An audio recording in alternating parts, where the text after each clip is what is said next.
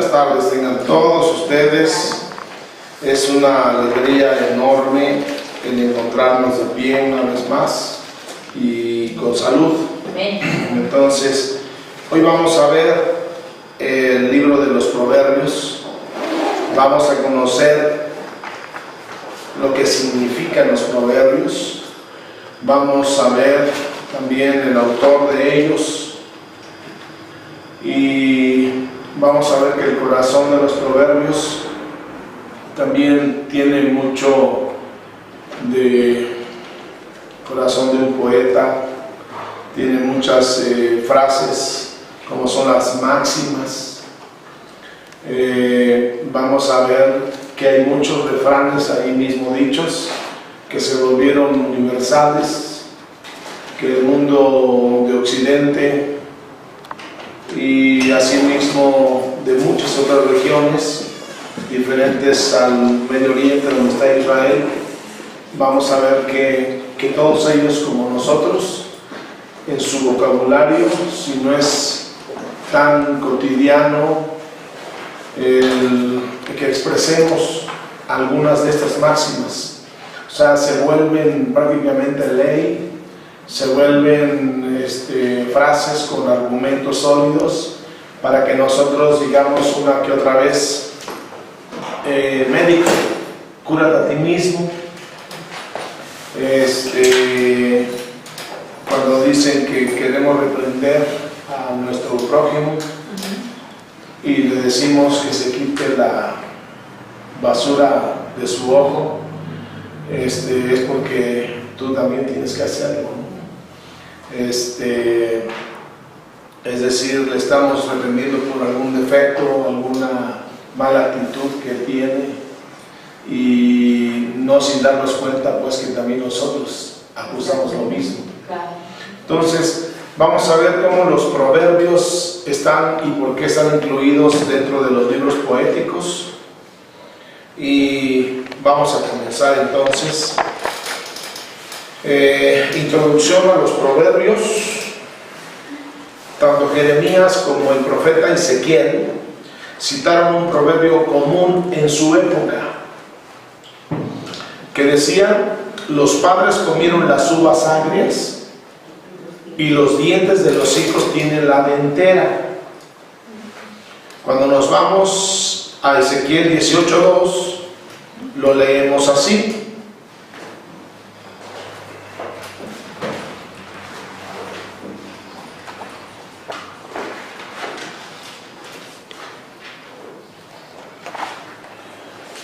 ¿qué pensáis vosotros los que usáis este refrán sobre la tierra de Israel, que dice: los padres comieron las uvas agrias y los dientes de los hijos tienen la dentera?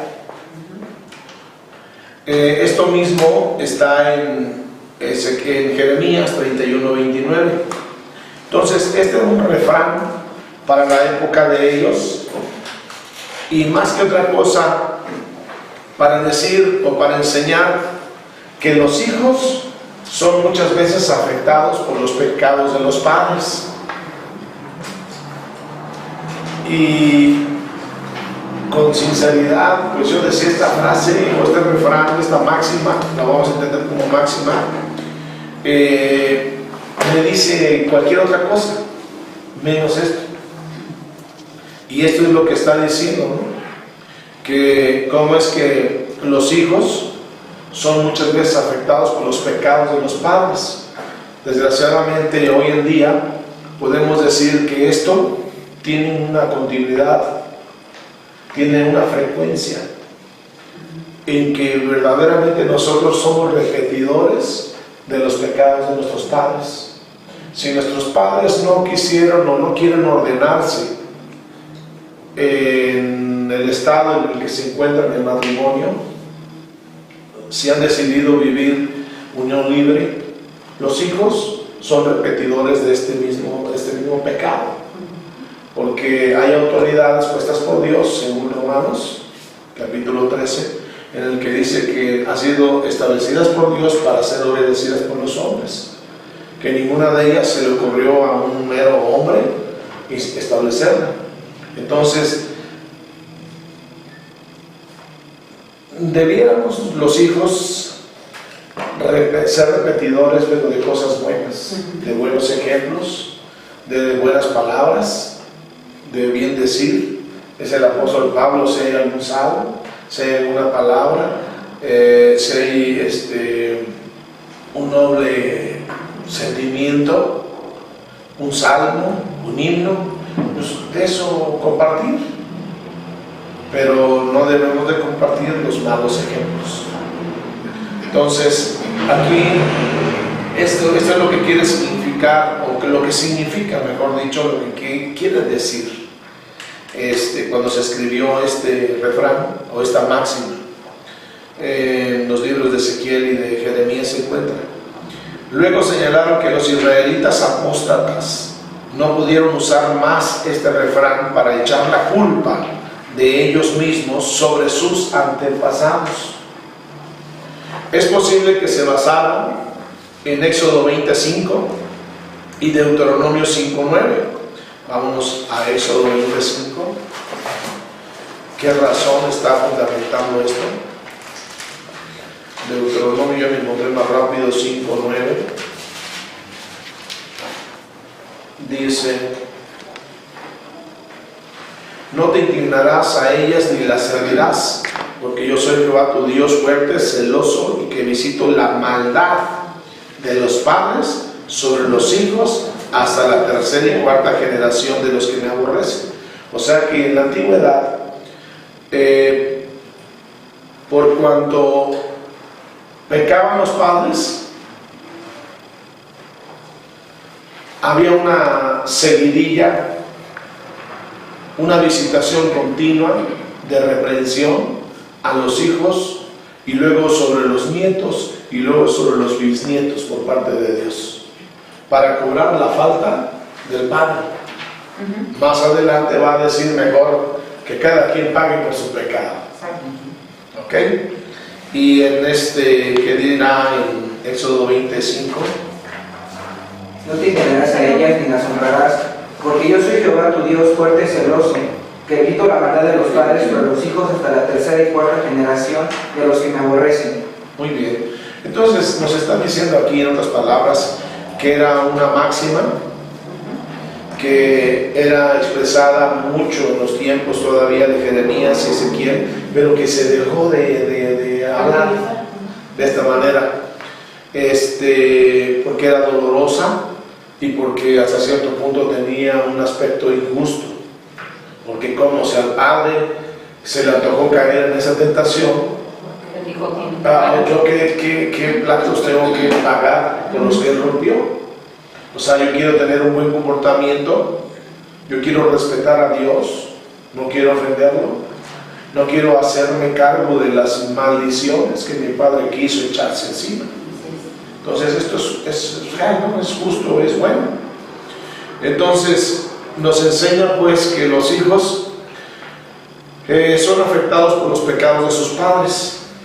Este dicho es un ejemplo de cómo un pueblo había expresado su actitud colectiva en una máxima breve y acertada. Algo que fue de todo un grupo, de todo un pueblo. Mal común. Un mal común, exactamente. Se volvió en una máxima breve.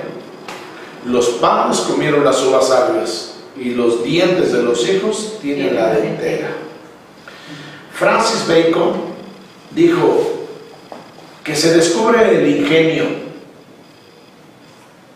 que se descubre el genio y el espíritu de la nación en sus proverbios, en sus dichos, en sus palabras. Cuando nos toca luego a veces relacionarnos con un norteamericano, llámese de Estados Unidos, con un canadiense, con un europeo, de alguna manera nos relacionamos algunas veces en la vida, nosotros aprendemos muchas veces algo nuevo de ellos. Tienen palabras que descubren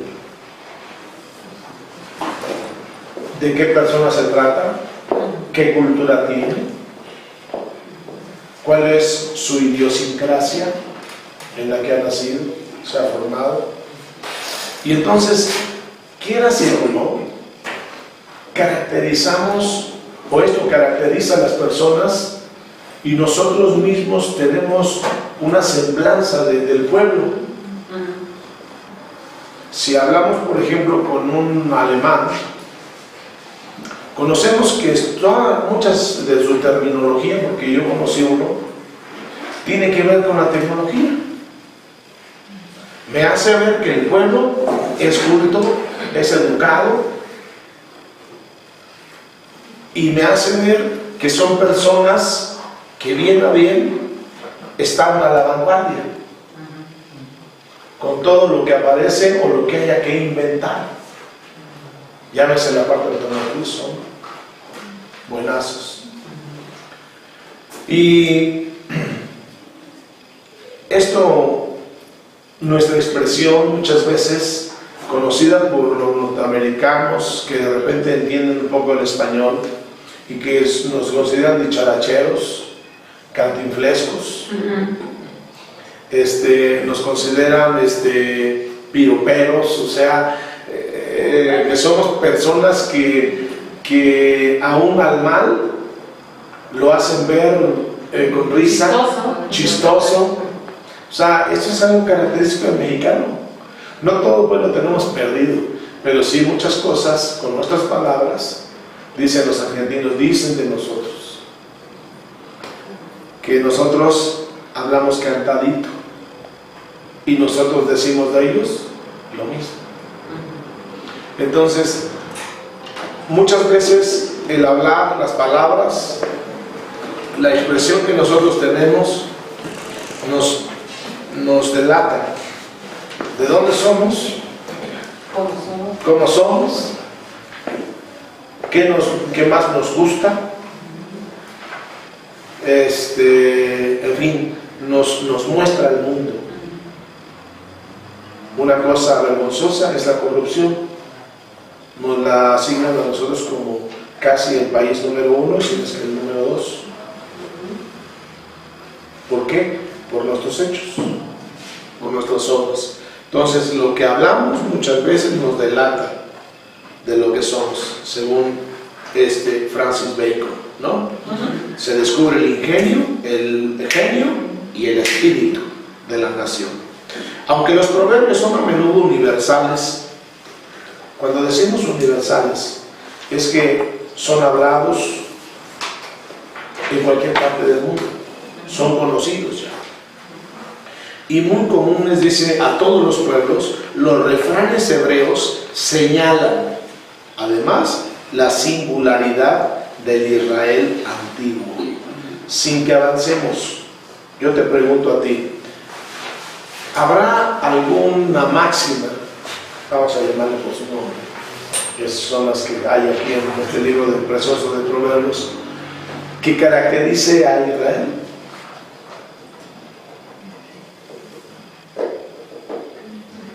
¿Cómo lo podríamos nosotros definir?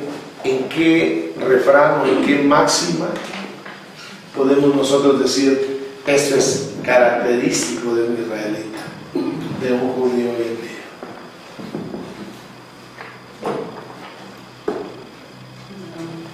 Por ejemplo, al mexicano, podríamos decir una frase,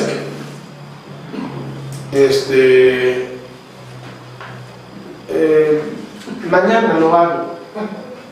No dejes para mañana. No dejes para mañana lo que puedes hacer hoy.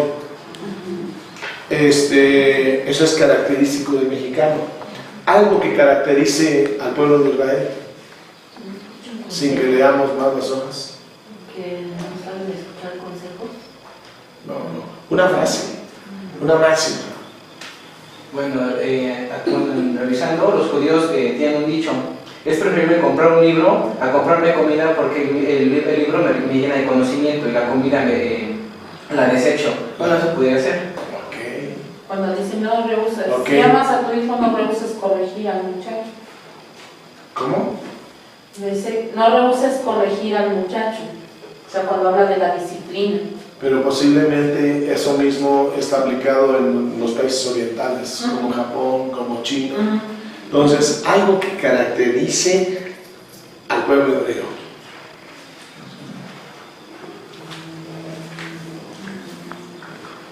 Por ejemplo, teme a Dios y apártate del mal.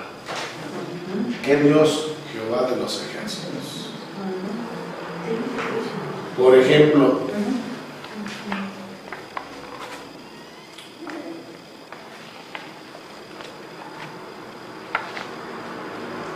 ¿cómo se llama este? Que dice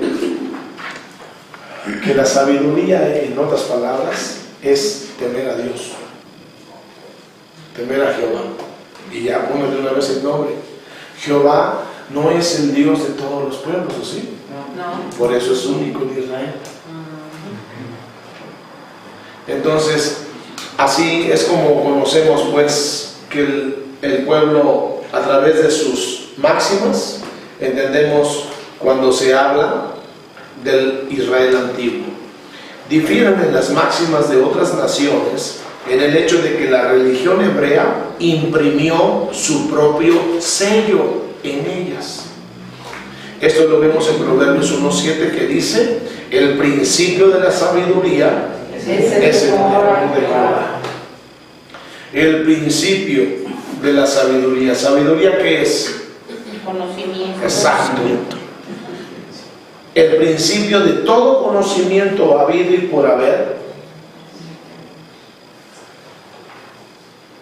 es el que el hombre tema a Dios. De una vez le ponemos su nombre, a Jehová, que es el creador. ¿Cómo entendemos al Padre? Génesis 1:1 como el creador. ¿Cómo entendemos o qué te vino a la mente cuando te digo Jesucristo? Libertador. Libertador. Salvador. Espíritu Santo. Consolador. Ordenador. Ok, consolador. Entonces, el Padre es concebido como el creador. Y entonces, si yo reconozco que Él me creó a su imagen y a su semejanza, yo tengo entonces que respetar a Él, que tenerle respeto. ¿Cuál es el primer conocimiento que yo tengo aquí? Que Él me hizo. Entonces, por lo tanto, o le temo por las buenas o le temo por las malas. Es un temor que habla de reverencia, de respeto. Por cuanto Él me hizo, Él merece todo mi respeto. Y un respeto que cuando conocemos que Él nos hizo por amor, lo amamos a Él también. Y dice Juan, nosotros Tenemos que amar primero. lo amamos pero Él nos amó primero, porque Él nos amó primero.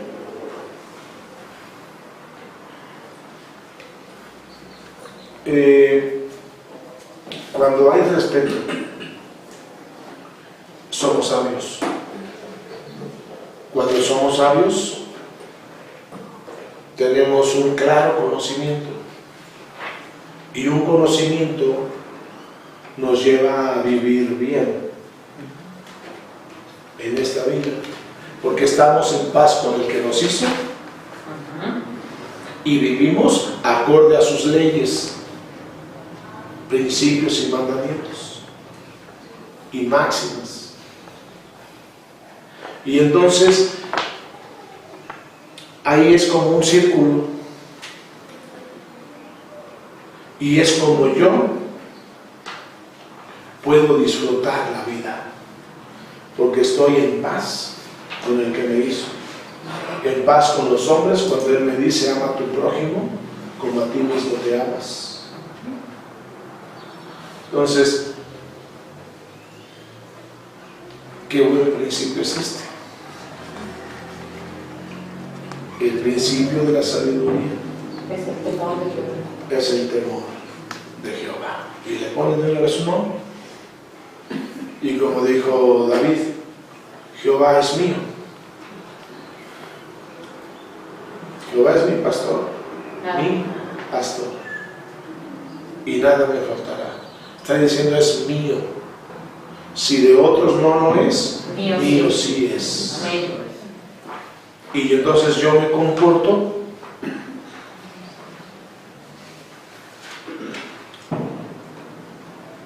yo hablo, yo pienso, yo siento, con toda libertad.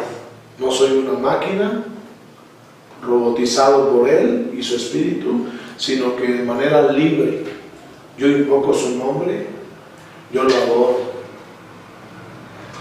yo expreso mi gratitud con todos los favores con los que me rodea día a día. Y entonces se comienzan a asentar convicciones de vida. Cuando nos relacionamos con otros que no lo tienen a Él por Dios, que se comportan diferente, entonces nosotros tenemos convicciones más que religiones.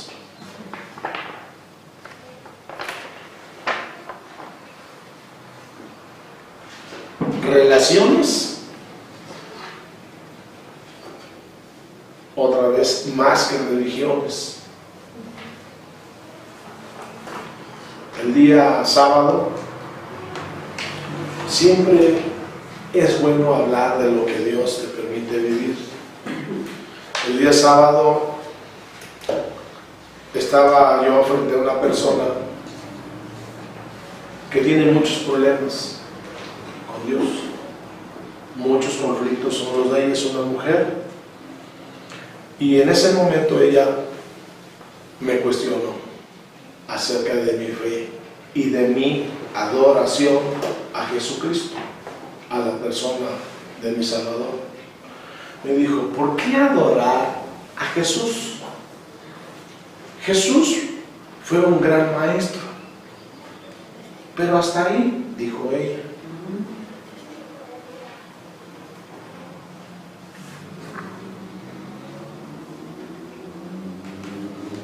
Y siguió preguntando, pero yo le iba respondiendo.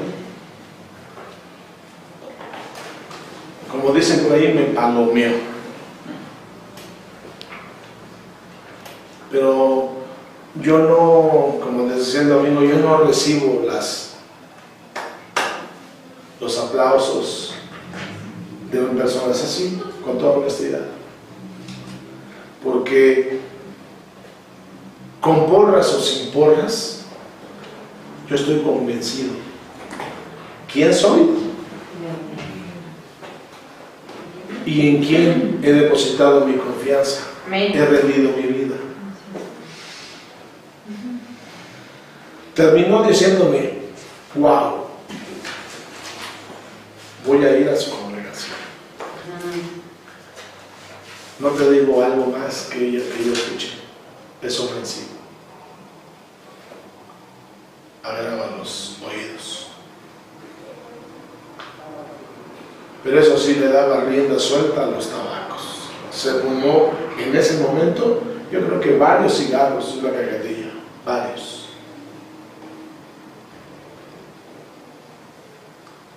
Pero yo, a fin de cuentas, le hablé que es una relación la nuestra con el Dios de la creación. Y que se comparte la vida convencidos, más allá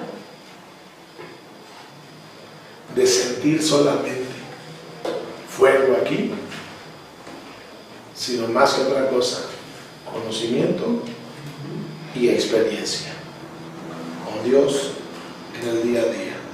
Esto y esto conectado, conocimiento y experiencia en el día a día. Y de esa manera podemos compartir a Dios un poquito más excelentemente y no pobremente. Desde el principio de este curso, de estos que todo lo que llevamos viendo, el propósito de esto es que tú compartas a un Dios acorde a su palabra y no acorde a como tú lo sientas, porque Dios es más que lo que sentimos y pensamos. Entonces, bien a bien, ella me pidió disculpas por las preguntas según que me hacía. Dicen los chavos, cañonas. Pero yo te aseguro algo, que yo terminé agradeciéndole porque me haya hecho esas preguntas. Porque bien a bien, sí les expongo con ustedes. Y nos estamos preparando para cuando salgamos de ver toda la Biblia, hallamos a esas personas. Todavía no lo estamos haciendo. Y como quien dijera, de una vez y por todas, que el maestro hable. Entonces, todo esto a mí me crea un aumento en mi fe y en mi conocimiento. Porque el conocimiento, si no se pone en práctica, se oxida, se olvida, no sirve para nada. Entonces, como dicen por ahí, en mi tierra dicen, perdónenme la expresión, pero es una verdad, esa es una máxima verdad. Caminando y meando para no hacer hoyo. Así tenemos que ser, es decir, cristianos prácticos. Los mandamientos, todo el titipuchal de mandamientos que le dieron al pueblo, Moisés se lo resumió así en un libro llamado Deuteronomio, llamándole la segunda ley. Y todavía hubo una reducción, pequeñas máximas nada más, para que cuando entraran en la tierra de Canaán no fuera influenciado con sus dioses, con sus costumbres y tradiciones. Todavía más. Entonces, vamos a seguir caminando.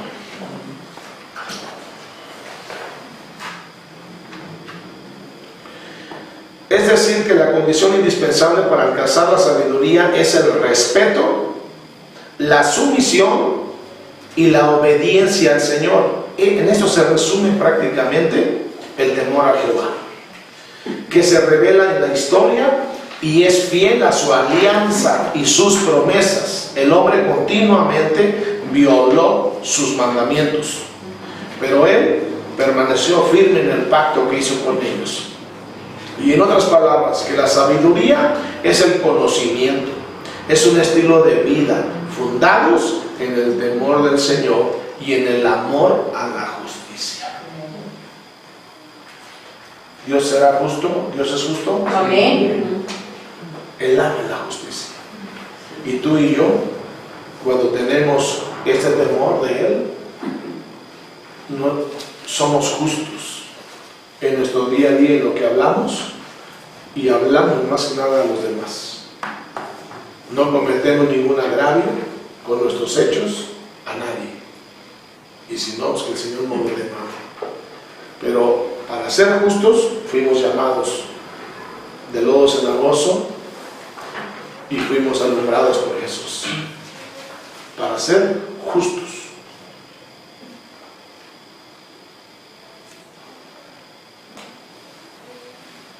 Máxima tiene un significado, 2.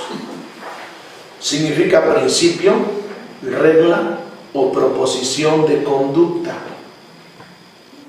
generalmente admitida, aceptada por los que profesan una facultad u oficio. También es una frase de origen popular, oculto. No estoy diciendo algo oculto, o culto, repetida tradicionalmente en forma invariable, en la cual se expresa un pensamiento moral, un consejo o una enseñanza. Esto es una máxima. Si bien muchos de los proverbios tienen un sentido religioso, Una gran parte de ellos son máximas de sabiduría y ética humanas. Los sabios no pretenden que sus refranes tengan origen divino. Fíjense, los sabios no pretenden que sus refranes tengan origen divino, como tienen la profecía y la ley. O sea, la ley y la profecía, los mandamientos de Dios y la profecía escrita, esta tiene pues origen divino, sale de la boca de Dios. Pero los sabios no pretenden que sus refranes tengan esta esencia. No contienen promesas de Dios. Hablan en generalidades que no siempre expresan la verdad.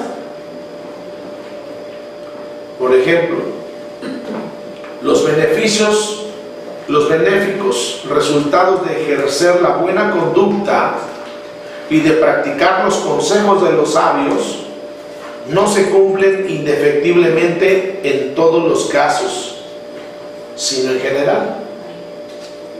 O sea, no se cumplen cabalmente, casi por todos. La experiencia nos muestra que la virtud y la prosperidad material no están siempre unidas.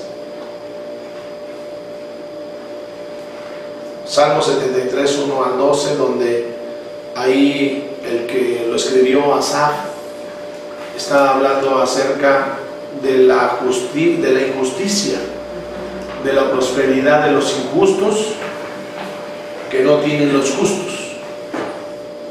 Y yo creo que el Espíritu de Dios le responde y le dice que no tenga tanto cuidado de eso, porque el fin va a determinarlo todo.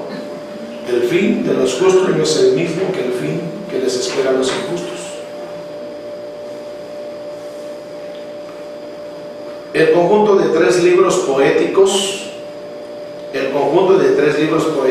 ¿cuáles son? Proverbios, Eclesiastés y Cantares. Estos tres forman la parte más secular de la Biblia. ¿Qué quiero decir con esto, con secular? ¿Es más enseñanza? No, más práctico, Más relacionado del hombre. Cuando la vida, decimos, ¿cuál es tu trabajo secular? Es fuera de lo religioso que es. Fuera de lo religioso, del ámbito religioso, espiritual. En lo cotidiano, ¿no? Exacto. Aquí se señalan a estos tres libros que escribe Salomón. Y que Eclesiastés, por ejemplo, ¿tú lo has leído? ¿Qué nos enseña Eclesiastés? La vanidad. ¿La qué? La vanidad. La vanidad, ¿ok? Todo tiene tiempo bajo el sol. Que todo tiene tiempo bajo el sol, que no hay como comer el fruto de nuestro trabajo, que no hay nada nuevo debajo del sol, Hay tiempo para todo. que hay tiempo para todo, etc. Está muy común del pensamiento de todas las naciones. No toca para nada a Dios, ¿se dieron cuenta? Si acaso por ahí, que otro versículo dirá, pero que al final todos entregaremos cuentas de lo que hicimos, de nuestras obras ante el Creador. No sé cómo lo diga ahorita, no tengo el pasaje, pero de ahí en fuera prácticamente no menciona a Dios. Muy poco, muy leve, comparado a otros libros de la Biblia. Por eso se consideran esos tres libros como los más seculares.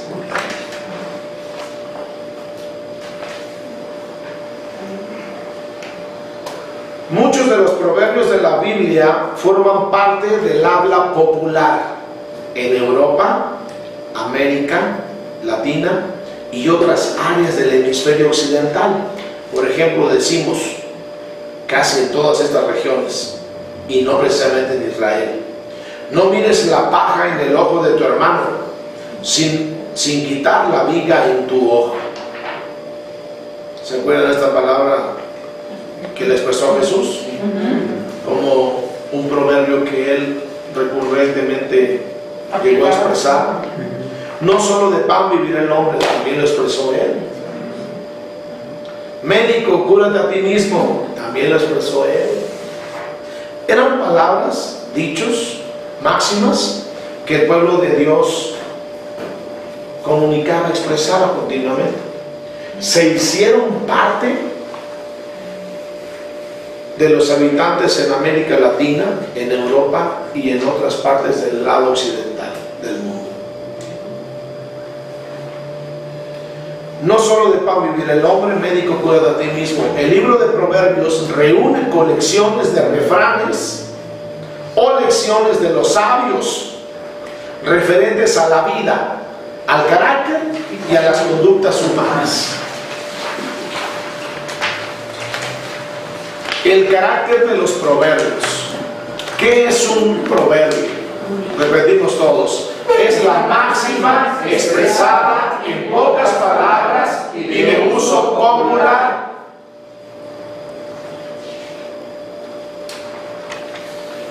Es una máxima que se expresa en pocas palabras y que normalmente o coloquialmente todo el mundo habla de ellas o las expresa en su día a día. El término hebreo mashal, traducido proverbio, tiene un significado más amplio. En Isaías 14:4 quiere decir escarnio o sátira. Y estaba dirigido contra el rey de Babilonia. Ojo, Nabucodonosor no fue de toda la simpatía para el pueblo de Judá. Dicen que era tan soberbio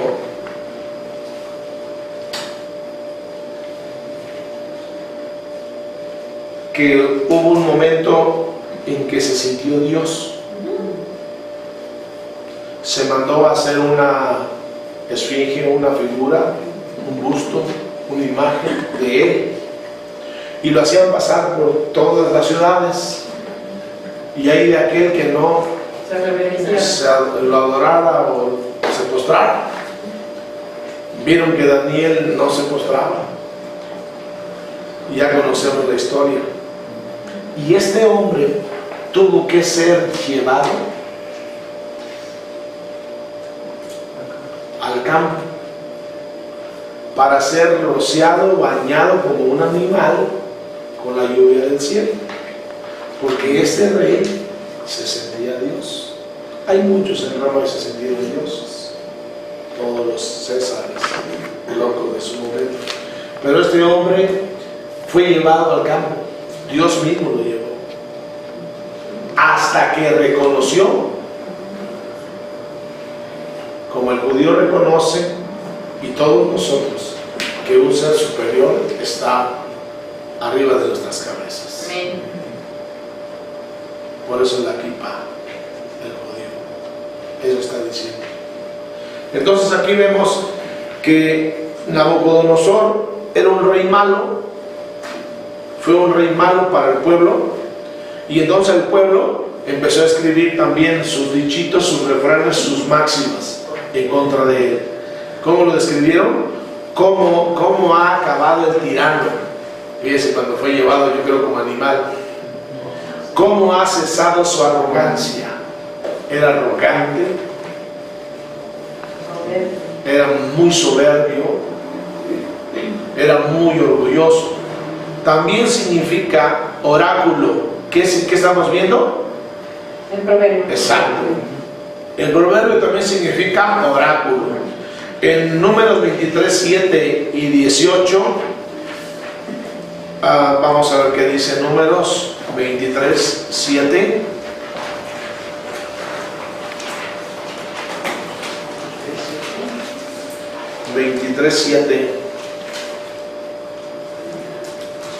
Y él tomó su parábola y dijo: de Aram me trajo Balac, rey de Moab, de los montes del oriente.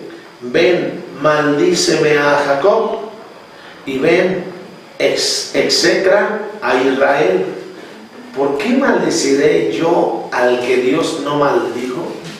¿Y por qué he de execrar al que Jehová no ha execrado? Porque de la cumbre de las peñas lo veré, y desde los collados lo miraré. y he aquí un pueblo que habitará confiado y no será contado entre las naciones. Aquí se trata de que el rey Balac de Moab contrató a Balaam, el falso profeta, para que maldijera a las 12 tribus que estaban a un lado de la tierra de Moab, porque Moab no les quiso dejar, no les permitió que pasaran por el centro del pueblo hacia Canaán. Entonces estaban en una parte y los manda a llamar Balac a Balaam, el profeta. Como que fue poderoso, fue bueno, recibía palabra de Dios, pero no sé en qué momento perdió el piso, como muchos profetas hoy en día. Y en ese momento él fue invitado 2 veces rechazó, y él decía: ¿cómo yo puedo maldecir al pueblo que Dios no ha maldecido? Y entonces, pero Balac le puso más billete, y entonces dijo: ya, voy con todo. Y entonces Dios le va a hablar a través de la burra.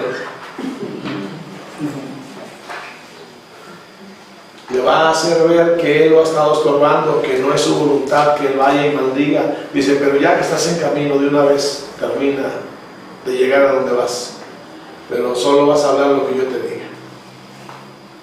Entonces terminó bendiciéndolos y no maldiciéndolos. Entonces aquí se ve el detalle. Estamos viendo que es como un oráculo. También es como una parábola. Ezequiel 17:2.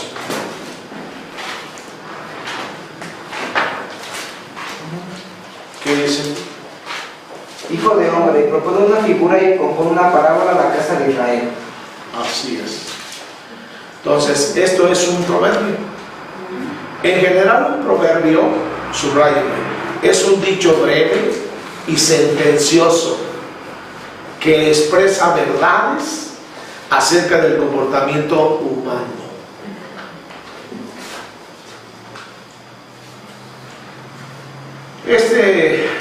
Los proverbios se relacionan con la sabiduría, y los sabios tiene que ver con ellos.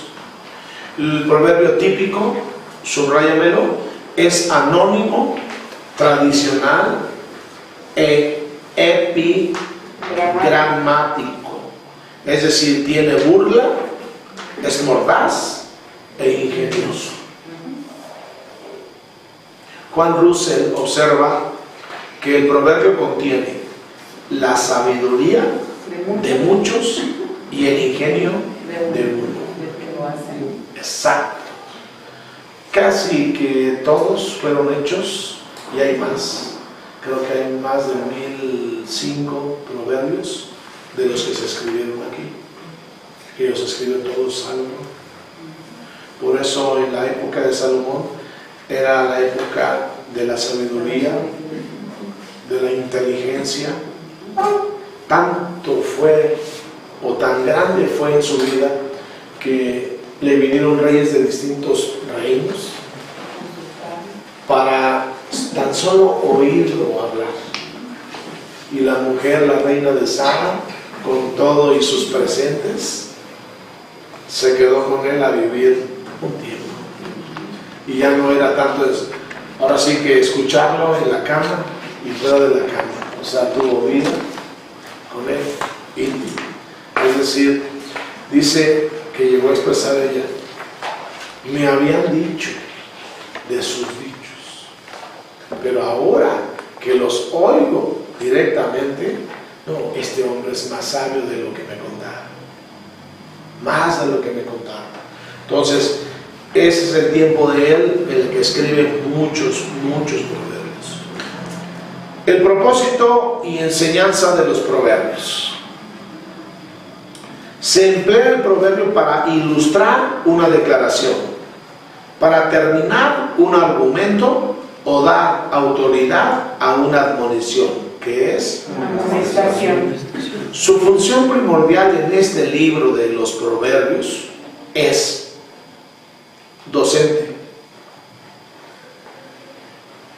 es decir, enseñar la sabiduría práctica a la gente común y en especial a los jóvenes.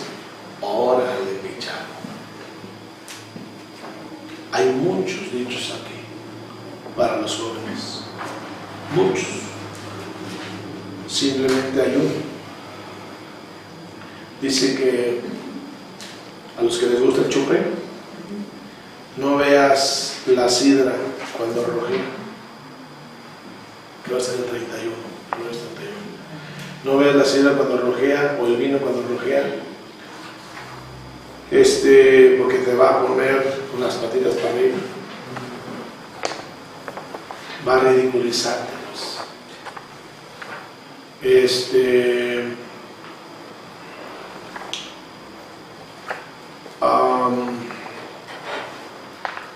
Te pone violento, te hace hablador y te crea muchos problemas y te divide de los demás. Hay varios proverbios que están en varias citas, 23, 31 y por ahí hay más. Entonces, el proverbio está hablando al joven que no le entra chupe, que no se embriague de vino, y dice Pablo, yo me sabía esta cita 5:19 de Efesios o 6:19 y decía: no os embriaguéis con vino, en lo cual hay disolución, separación, división, mas sed llenos. Ahí está la alternancia de Dios también, porque es palabra de Él. Mas sed llenos ¿de qué? Del Espíritu. Ojo, ¿qué busca el que toma? El que quiere tomar. Embriagarse, emborracharse. Ojo, olvidarse por un momento de su vida presente, que a lo mejor puede ser tormentosa, sufrida, agobiante, pero termina haciendo el ridículo, dividiéndose entre su familia. A lo mejor hubo golpes y él, de tan borracho, perdió el conocimiento, porque otro es el que gobierna en ese momento de nuestra vida. Otro es el que nos somete, y entonces necesitamos otra vez que venga Dios y nos salve y nos libre, nos divierte. Entonces habla también al joven cuando dice que cuando la mujer se atavía muy elegantemente con vestidos rojos, se pinta los labios de color rojo, como que desde ese entonces la prostituta tiende mucho a pintarse llamativamente, y cuando la veas que se tornea, que se correa, que agarra y se da la vuelta en la esquina, pero ya te sedujo, no sigue sus pasos, porque dice: ¿qué no sabes tú que cuando mamas los pechos de ella, te haces uno con ella? Tu espíritu y tu alma son uno, así como son uno en la carne, son uno en espíritu y en alma, y estás atrapado. Entonces, me lo dijo Pablo: todas las cosas me son lícitas, pero no todas me convienen, no todas me edifican. Yo no me dejaré dominar por ninguna. Ese es otro consejo para los jóvenes. Hay muchos más. Habla del chismoso también, habla del hombre violento, y casi siempre el joven, cuando es joven, o la persona cuando es joven, es así. Entonces te dice: David, ponte ducho, ponte trucha, porque el camarón que se duerme. Ese es un refrán que no sé de dónde salió, pero a la mexicana nos cae muy bien.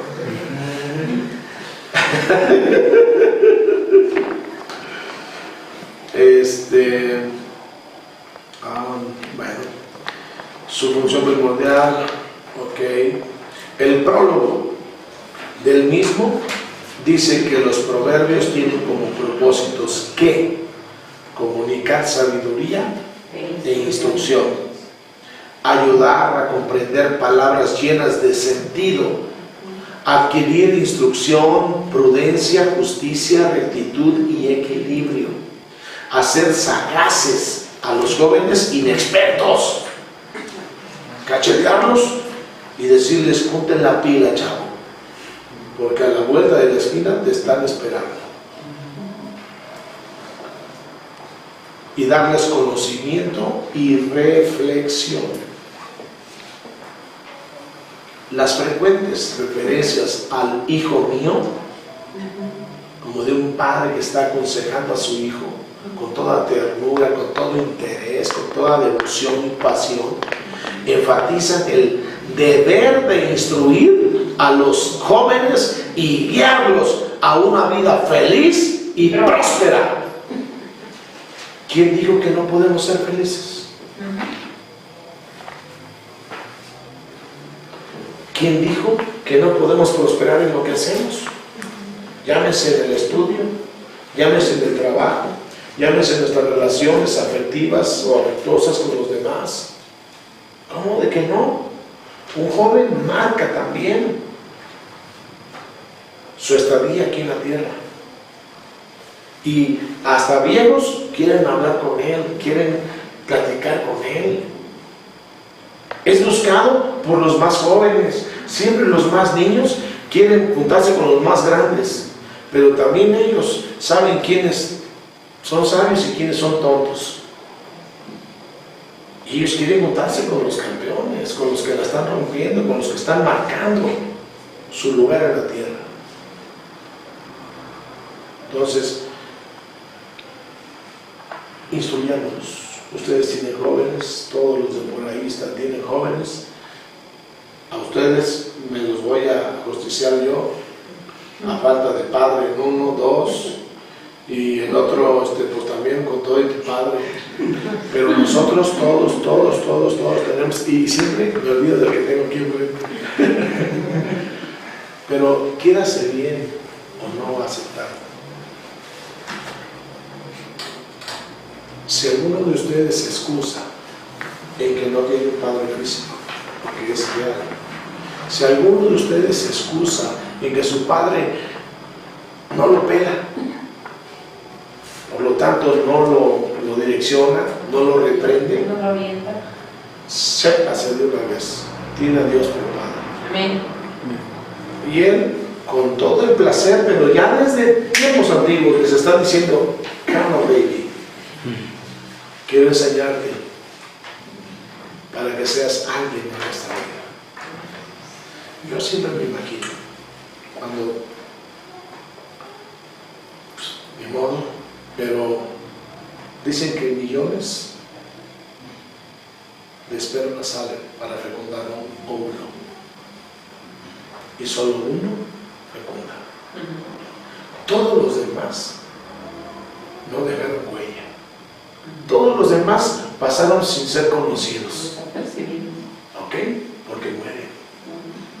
Asimismo, siempre pensaba en todos esos jóvenes que hasta se fueron antes. En todos esos jóvenes que viven derrochando su vida, desperdiciándola. Y que nunca lograron estar en el pensamiento de alguien para bien, o en la boca de alguien de decir: que cómo me simpatiza este chavo, esta chava. Porque hay que mostrarla, hay que mostrar con nuestros hechos, con nuestras palabras, para qué estamos aquí, para qué hemos nacido. No somos cualquier feto. No somos cualquier esperma que nos fecundó. Somos personas importantes. Amén. Que no están aquí nada más respirando. Que no están aquí nada más para comer, o beber, o fumar. Nada de eso, señores.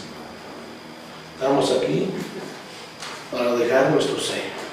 Y que digan otras generaciones: por aquí pasó fulano, era un tipazo, ¿no? por nuestra propia familia, pero creen fama en otros que no son su familia. En mi pueblo decían, los hijos de Chucha, mi mamá se llamaba José María de Jesús, dice, ¿cómo los quisiera para mis hijas?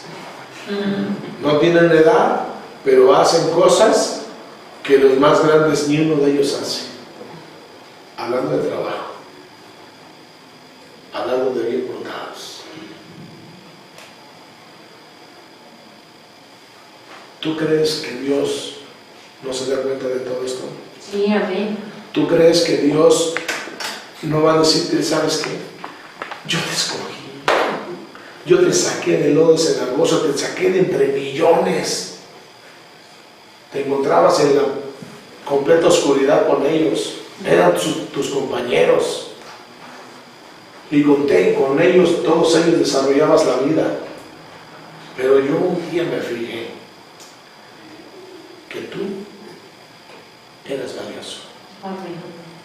Y entonces dije yo, quiero que tengas parte conmigo. Y quiero todavía hacerte redescubrir, porque algunos creen que ya se descubrieron, pero aún así, redescubrir todavía en ti lo más valioso todavía que tienes. Que tienes un corazón para mí. Que puedes ser mi compañero. Porque yo no con cualquier tonto camino. Yo también sé caminar con gente sabia. Ese es Dios hablando. Para que veamos la importancia que tenemos. Cómo salimos los proverbios, nos enseña cualquier cantidad de cosas. Que dices tú, yo pensé que era puro rollo.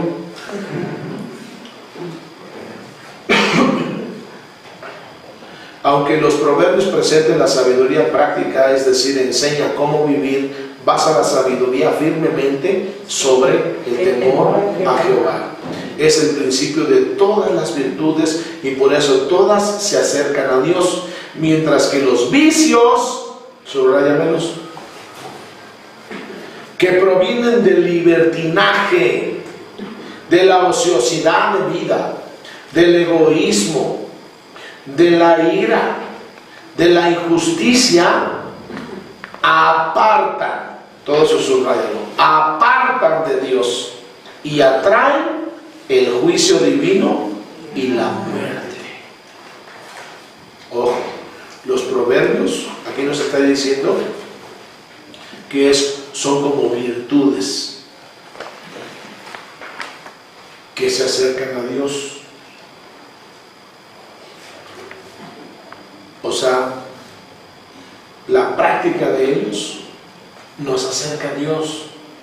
Todos ellos nos conducen a hacer el bien y agradamos así a Dios, no lo ofendemos. Pero ¿cómo lo ofendemos y cómo nos apartamos de Él?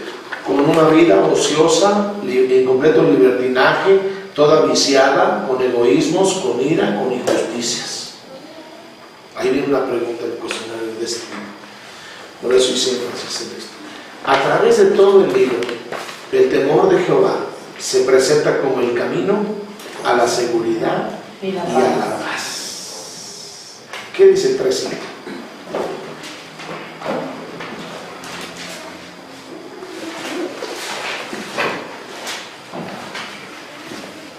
Fíjate de Jehová de todo tu corazón y no te apoyes en tu propia prudencia. Fíjate de Jehová de todo tu corazón. Aquí nos está diciendo algo bien importante. ¿Sabes que cuando dice Jesús, hace la invitación en Mateo 11, 28 y 29, venid a mí, todos los cansados y cargados, porque esta vida, que yo os haré descansar, y métete en mi yugo, porque mi yugo es fácil de llevar, ligera es la carga que vas a cargar. Y en otras palabras, Él dice, yo no cargo a nadie, Y en otro momento dice, el que quiera seguirme, tome su cruz y sígame. En ambos pasajes a mí me dice una cosa, que yo voy a vivir desde mi encuentro con Él en completa dependencia de Él. Él va a hablar por mí. De cuando acá los muertos hablan por sí mismos, sino que el vivo habla por los muertos. Yo digo que muero en Él, muero en esta vida, en Él, y Él va a dar la nota, la noticia. Él va a hablar por mí y yo solamente me cubro debajo de sus alas. Prácticamente, en otras palabras, aquí lo que está diciendo es, fíjate en Jehová, confíale a Él todo tu ser y tendrás paz y seguridad.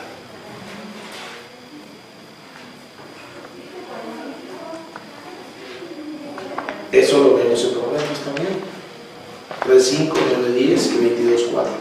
El temor de Jehová, el pueblo debe confiar en el Señor, 3:5 que leímos, y no en sí mismo, 28:26. Las referencias al árbol de la vida, 3:28, 11:30, 13:12, nos hacen recordar la dicha del huerto de Edén, y dice figurativamente que la persona que haya la sabiduría será grandemente bendecida.